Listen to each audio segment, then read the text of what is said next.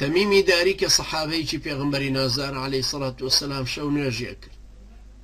کە گەیشتە ئەم ئایەتەی سوورەتی جاثیە کە ئەفەرمێ ئەم حەسیبە الذین اجترحوا السیئات أن نجعلهم كالذین آمنوا وعملوا الصالحات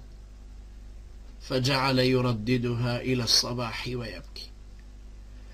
کە گەیشتە ئەم ئایەتەیە فەرمێ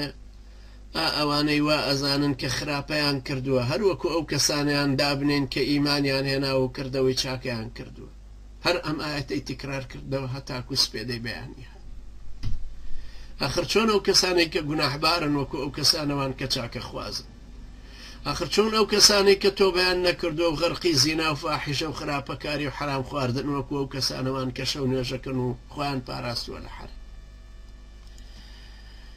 لەبەرەوە ناحەقی نەبوو کە تەمیمی داری هەتاکو بەیانی بگری بە دیاریەوە ئەوە لە سەردەمانێکە کە ئەوە سەحابیەکی بەڕێزەوە ئەو سەردەمە کە کۆمەڵگەی مسلمانان هەمووی ئاوا پەروەردە بوو بوونە بێ واوەیلا بە حاڵی ئێمە